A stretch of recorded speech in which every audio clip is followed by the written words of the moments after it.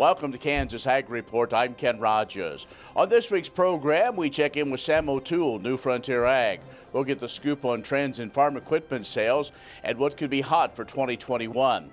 We'll also have features from Kansas Corn, Kansas Wheat, and the Kansas Farm Bureau, and our weekly updates from the Kansas Livestock Association and markets from Pinion.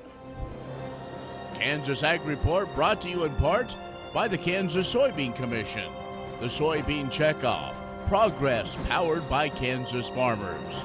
Kansas Farm Bureau, a grassroots ag organization representing the state's farm and ranch families since 1919, KFB.org.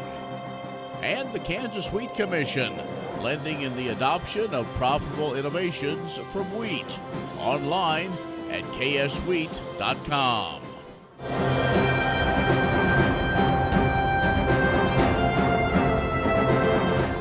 In agricultural news from agview.net, yes, we can talk about the election, but before that, Dr. Barry Flinchbaugh, whose remarkable career in ag policy at K-State spanned nearly a half century, passed away on November 2nd in Topeka. He was 78 years old. Well, he was well known as one of the U.S. leading experts on agriculture policy and ag economics.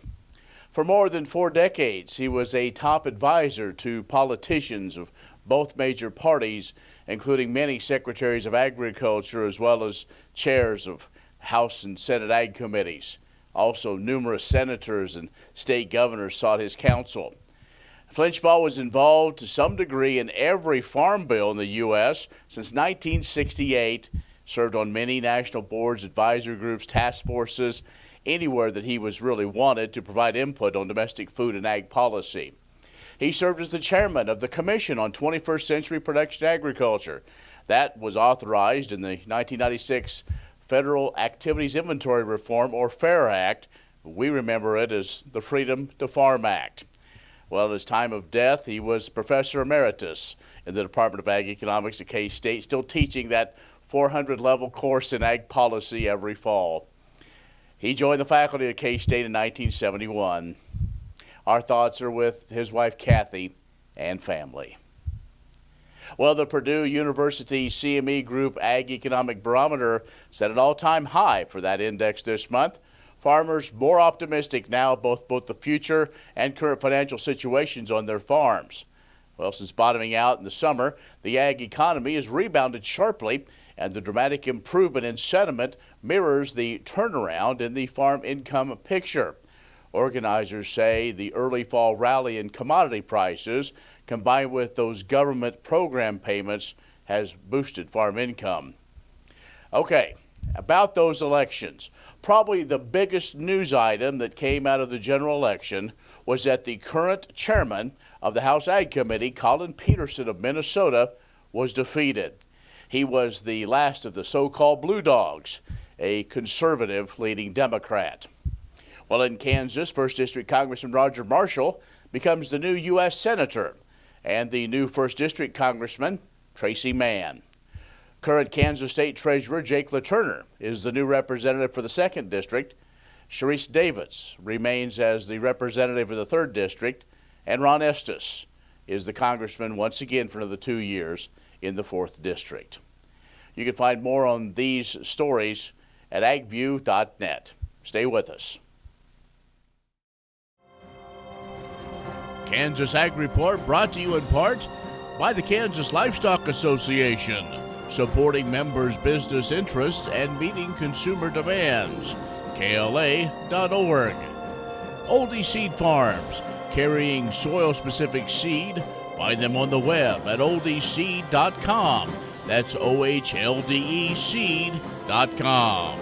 And Kansas Corn, building the future at kansascorn.com. Next time you see a beautiful field of corn, reach out and thank the farmers who work tirelessly to raise corn for livestock feed, renewable fuels, and exports to feed a growing world population. The farmers on the Kansas Corn Commission work for Kansas Corn with grower-funded checkoff dollars that support foreign and domestic market development, research, promotion, and education to expand opportunities for Kansas farmers. To learn more, visit kscorn.com.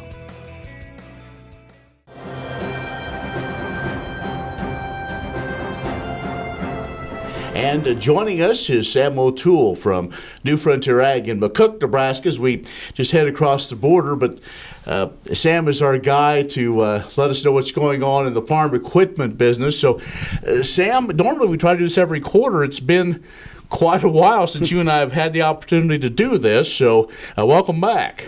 Well, thank you.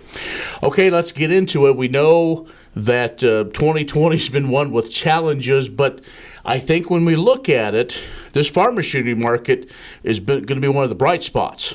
Yeah, it's actually kind of slow during those first few months of COVID and everything, but things have really came back. I know here this last month we've had a great go with about all of our equipment. Sales have been great. The industry numbers, you look at those. Most everything is selling. I mean, combines are great. That's been a gluttony that we've had in the industry for a number of years, and here the last couple of years, used combine sales have been really good. So it seemed like that combines from different parts of the country were coming maybe to here or to especially the Corn Belt as maybe looking at adding that second machine, if you could, for a reasonable price. Yeah, we've had a lot of customers seem to be doing that. Well, let's talk about those tractors. Tractors always seem to be a pretty hot market. Yeah, the smaller horsepower tractors, those 100 to 170 horsepower tractors, are moving really well. The larger horsepower tractors seem to be a little slower. And then that utility hobby farmer type market seems to be pretty good too as well. But that larger market still a little slow. Those are the real expensive ones, and we're still having a little trouble, moving those. What about other those complementary pieces of equipment? Those ones that actually go and do. Have there been anything like for a while? It was finishers and tillage equipment, but then also could be